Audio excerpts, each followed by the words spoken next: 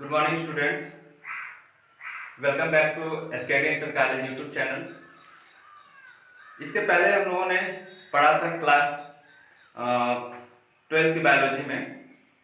Chapter 2 अभी चल रहा है, इसका अगला भाग है। ठीक, इसमें आज हम पढ़ेंगे परागकण, पॉलिनेशन क्या होता है, कितने टाइप का होता है, ये सारी चीजें हम जानेंगे। इस वीडियो के पहले हमने पढ़ा था कि जो सेक्सुअल रिप्रोडक्शन में, प्लांट में जो सेक्सुअल रिप्रोडक्शन होता है, किस तरह से उमंग और जायंग में ये सारी प्रक्रिया कैसे कंप्लीट होती है, और दोनों में जो मेल फीमेल दोनों ये जो पुष्प के आवश्यक अंग है, कैसे इन सब में प्रोसेसिंग होती है, ये सारी प्रोसेस हमने अच्छी तरह से जाना। अब हम जानेंगे कि परागकण यानी पॉलिनेशन होता कैसे है, किस टाइप से होता है, ये चीजें हम यहाँ कंप्लीट करेंगे। सबसे पहले हम देखते हैं यहाँ पे पॉलिनेशन, परागकण। परागकणों का परागकोश से निकलकर वर्तिकाग्र पर पहुंचना, मतलब ये परागकोश है, ठीक, परागकोश है। परागकोश से जब परागकोश परिपक्व हो जाता है, पूरी तरह से मैच्योर हो जाता है, तो यहाँ से जो परागकण निकलता है, परागकण निकलता है और निकल करके वर्तिकाग्र पर बैठता है, तो इस प्रक्रिया को हम क्या कहते हैं, परागण यानी पॉलिनेशन। ये चीजें कंप्लीट हुई कि परागकणों का परागकोश से निकल वर्तिकाग्र पर बैठना है, चिपकना, वो क्या कहलाता है, पॉलिनेशन या परागकण। परागकण दो टाइप का होता है। परागकण दो टाइप का होता है, एक है स्वपरागण यानी सेल्फ पॉलिनेशन, सेकंड है परपरागण, क्रॉस पॉलिनेशन। दो टाइप का परागण होता है। परागण दो टाइप का होता है, स्वपरागण और परपरागण। तीसरा एक और है कृत्रिम परागण, इसको बाद में पढ़ेंगे, पहले ये जान लेते हैं स्वपरागण क्या होता है। स्वपरागण में यह प्रक्रिया नेचुरली होती है। स्वपरागण यानी सेल्फ पॉलिनेशन नेचुरली तरह से, प्राकृतिक तौर से होती है। जैसे कोई भी प्लांट नेचर पे डिपेंड होता है, क्लाइमेट पे डिपेंड होता है, और एक जो अवस्था होती है उसकी, जब प्लांट पूरी तरह से फ्लावर मैच्योर हो जाता है तो उसका परागकोश मैच्योर होकर फट जाता है, फटने के बाद आके वर्तिकाग्र पे परागकण स्थित हो जाता है, तो ये परागण की प्रक्रिया यहाँ कंप्लीट होती है, मतलब सेल्फ पॉलिनेशन, मतलब खुद से पॉलिनेशन, प्रकृति पे निर्भर होकर के। पर परागण क्या होता है, पर परागण की जो क्रिया होती है यह किसी दूसरे पर निर्भर होती है, यानी किसी नेचुरली ना होकर के यह किसी अन्य जंतु या किसी माध्यम से कंप्लीट होती है।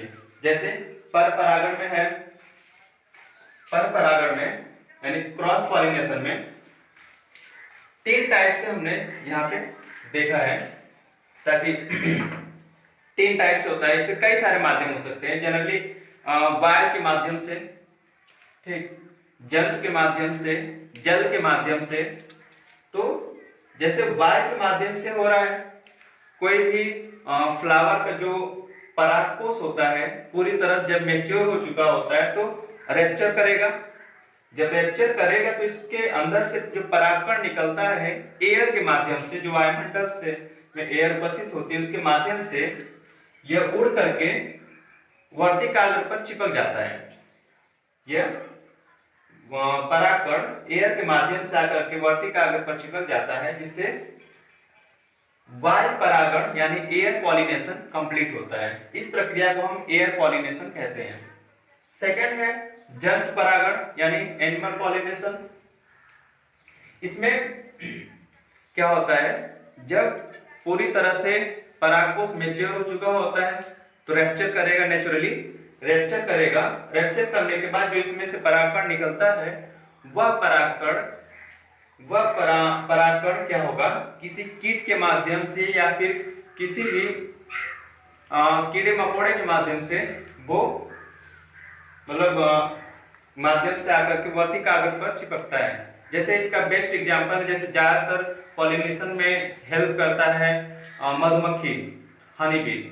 ये क्या करती हैं, जब नेक्टर के लिए ये वर्ती कागज पर आती है तो उनके जो पैर में कुछ पराग चिपक जाते हैं, पंखों में चिपक जाते हैं, तो उनके माध्यम से ये वर्ती कागज पर चिपक करके, मतलब मधुमक्खी के पैर में चिपक करके आके वर्ती कागज पर चिपक जाते हैं, ताकि फिर इसके बाद उनका सारी प्रक्रिया आगे कंप्लीट होती है, जो परागनली का निर्माण करना, आदि तमाम प्रकार की अंडाशय में फ्यूजन करना, ये सारी चीज कंप्लीट होती है।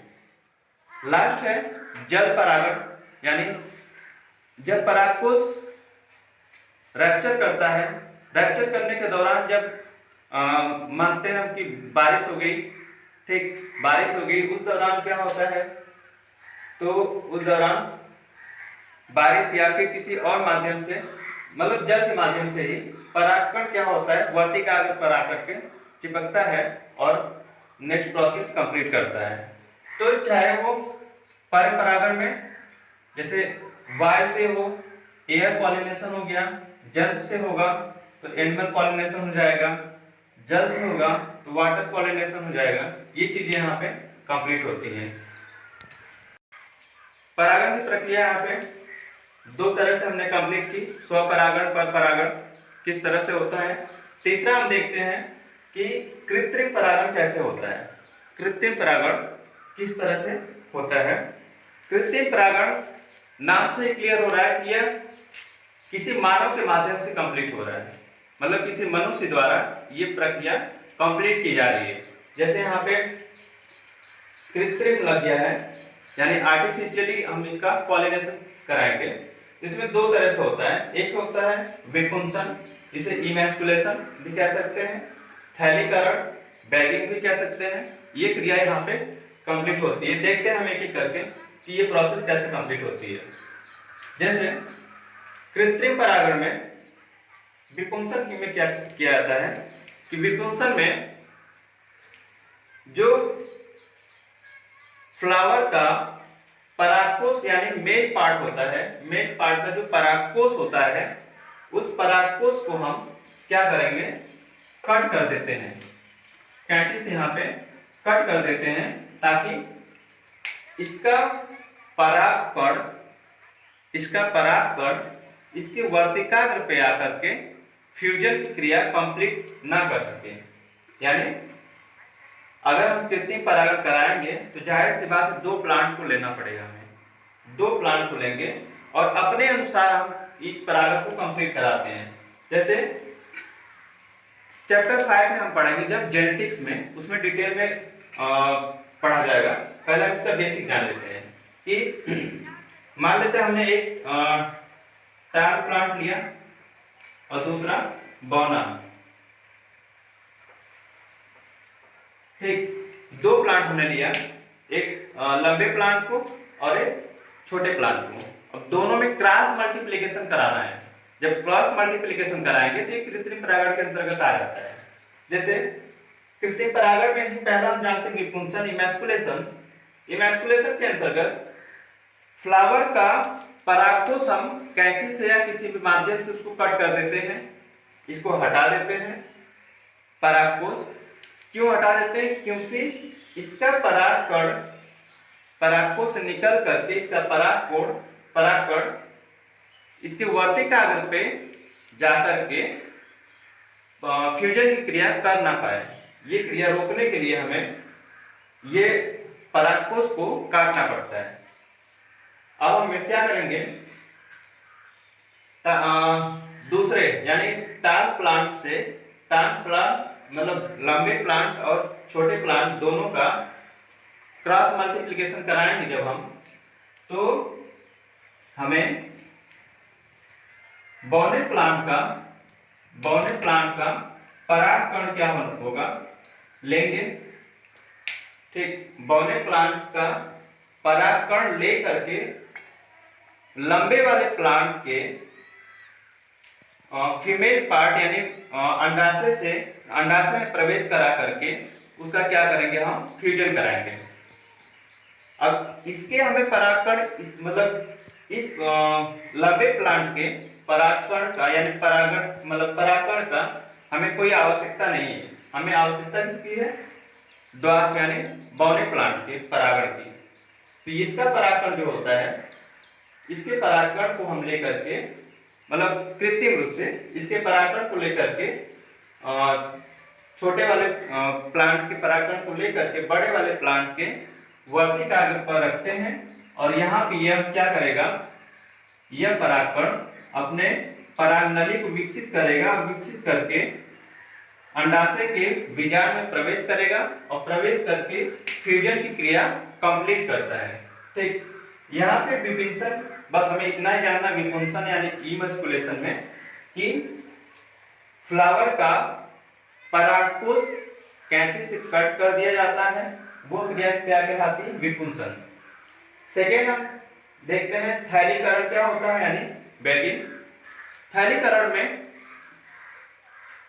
परागकोश मतलब जो फ्लावर होता है उसका वर्तिकाग्र भाग हम एक थैली से उसे कवर कर देते हैं। इसका वर्तिकाग्र भाग थैली से कवर कर देते हैं, किसी भी थैली से किसी माध्यम से कवर कर देते हैं। क्यों कवर किया जाता है, क्योंकि इसका यानी इस प्लांट का परागकण रैप्चर करके मतलब परागकोश से निकल करके इसका परागकण इसके वर्तिकाग्र पर जाकर के फ्यूजन की क्रिया कंप्लीट ना कर सके। क्योंकि हमें कृत्रिम परागण कराना है, थैली से क्या करेंगे, थैली से इसका वर्तिकाग्र कवर कर देंगे। जब ये मैच्योर हो जाएगा, मैच्योर होने से पहले कवर कर देंगे। कवर करने के बाद इसका परागकण क्या होता है, इसके वर्तिकाग्र पर बैठ नहीं पाता है यानी वर्तिकाग्र पर आगे चिपक नहीं पाता है और पॉलिनेशन की क्रिया कंप्लीट नहीं हो पाती है। तो ये प्रोसेस कंप्लीट होती है थैलीकरण। ठीक, कृत्रिम परागण कितने टाइप से हो गया, 2 टाइप से। एक बार फिर से शॉर्ट में जान लेते हैं। परागकण किसे कहते हैं, परागकणों का परागकोश से निकलकर वर्तिकाग्र पर बैठना यानी वर्तिकाग्र पर पहुंचना परागकण कहलाता है। परागकण के 2 टाइप होते हैं, स्वपरागण और परपरागण, self pollination and cross pollination. स्वपरागण में स्वयं ही प्राकृतिक तौर पे यानी नेचुरली ये क्रिया कंप्लीट होती है। सेकंड है परपरागण। परपरागण किसी माध्यम से पॉलिनेशन की क्रिया कंप्लीट होती है, जैसे वायु हो गया, जंतु हो गया, जल हो गया। इन माध्यमों के द्वारा परागकण निकल करके परागकोश से वर्तिकाग्र पर आके पहुंचता है और पॉलिनेशन फ्यूजन की क्रिया कंप्लीट करता है। नेक्स्ट है कृत्रिम परागण। कृत्रिम परागण भी 2 टाइप का होता है, विपुंसन और थैलीकरण। विपुंसन में हमने जाना कि फ्लावर का परागकोश परिपक्व होने से पहले हम क्या करेंगे, उसे कट कर देते हैं। ठीक, परिपक्व होने से पहले कट कर देते हैं, वो प्रक्रिया कहलाती है विपुंसन। थैलीकरण क्या होता है, थैलीकरण जब फ्लावर पूरी तरह से मैच्योर होने वाला होता है उससे थोड़ा सा पहले क्या करते हैं, हम उसके वर्तिकाग्र पे एक थैली से कवर कर देते हैं यानी ढक देते हैं। इस प्रक्रिया को क्या कहते हैं, हम थैलीकरण यानी बैगिंग। तो ये क्रिया हमारी कंप्लीट होती है यहाँ पे परागकण की। अब इसके आगे हमें जानना है कि वो क्रिया जो यहाँ पे परागनली विकसित करके परागनली विकसित करके कैसे फर्टिलाइज करके भ्रूण का निर्माण होता है और कैसे ये सारी क्रिया आगे कंप्लीट होती है। ठीक है, धन्यवाद। 2 नर युग्मक कैसे फ्यूजन कर रहे हैं, एक अंडकोशिका से जो सिंगैमी कहला रहा है और दूसरा केंद्रक मतलब द्वितीय केंद्रक से फ्यूजन कर रहा है, क्या कहलाएगा, PEN, primary endosperm nucleus. Primary endosperm nucleus triploid होता है और जो अंडकोशिका से फ्यूजन करेगा यानी सिंगैमी वो कैसा होगा, डिप्लॉइड होगा।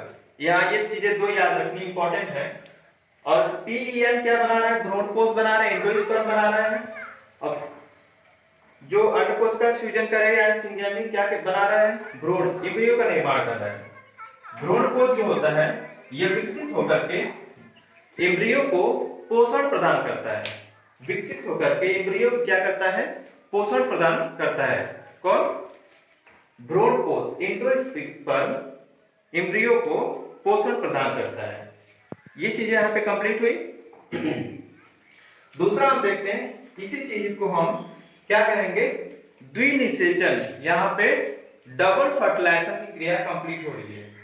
डबल फर्टिलाइजेशन की क्रिया कंप्लीट हो रही है। एक फर्टिलाइज कर रहा है किससे, एक नर युग्मक फर्टिलाइज कर रहा है अंड कोशिका से, दूसरा फर्टिलाइज कर रहा है द्वितीयक केंद्रक से।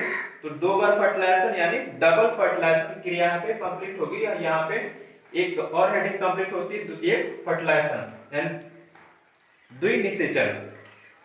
अब देखते हैं हम, जो अंडाशय होता है, ये पूरा अंडाशय वाला भाग यह किसमें परिवर्तित हो जाता है, फल में। अंडाशय पूरा फल में परिवर्तित हो जाता है। और जो इसका बीजांड होता है, यह बीजांड यह किसमें परिवर्तित हो जाता है, बीज में यानी सीड में। फ्लावर के मतलब फ्रूट के सीड में परिवर्तित हो जाता है कौन, बीजांड। अंडाशय किसमें परिवर्तित हो जाता है, फल में यानी फ्रूट में परिवर्तित हो जाता है। ठीक, ये चैप्टर हमारा यहाँ पे कंप्लीट होता है। और इसमें हमने जाना किस तरह से फ्लावर किस तरह से मेच्योर होता है, उसमें कौन से सहायक अंग होते हैं, कौन से आवश्यक अंग होते हैं, और क्या क्या प्रोसेस होती है, ये सारी क्रिया हमने जाना। तो जो पूरी तरह से फ्लावर में फल और बीज का मतलब स्टार्टिंग से हमने पढ़ा, और कहाँ से कैसे कैसे वो क्रिया कंप्लीट हुई, फ्लावर से कैसे फ्रूट यानी फल का निर्माण हो गया, बीज का निर्माण हो गया, सारी चीजें कंप्लीट कर ली हमने। ठीक, उसमें एक और चीज छूट गया था कि जो फ्लावर होता है यानी जब फ्रूट का निर्माण होता है तो उसके जो बाह्य दल होते हैं, ठीक, वो क्या हो जाते हैं, टूट के गिर जाते हैं। ठीक, बाह्य दल वगैरह ये सब अलग हो जाते हैं जब फ्लावर पूरी तरह से फ्रूट पूरी तरह से बन जाता है। लास्ट टॉपिक इसमें हमारा है, दो टॉपिक है। जैसे एक है अनिषेक फलन पार्थिनोकार्पी, अनिषेक फलन यानी पार्थिनोकार्पी, और दूसरा है अनिषेक जनन पार्थिनोजेनेसिस। दोनों में डिफरेंस है। डिफरेंट क्या है, अनिषेक फलन में पुष्प से बिना निषेचन के ही फल का निर्माण हो जाना।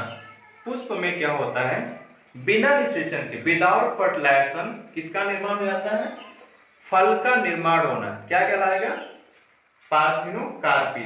इसके एग्जाम्पल है जैसे अंगूर हो गया, केला हो गया, अनानास हो गया। इन फलों में क्या होता है, बिना निषेचन के ही फ्रूट यानी फल का निर्माण हो जाता है। इस प्रक्रिया को क्या कहेंगे, पार्थिनोकार्पी यानी अनिषेक फलन। दूसरा है अनिषेक जनन पार्थिनोजेनेसिस।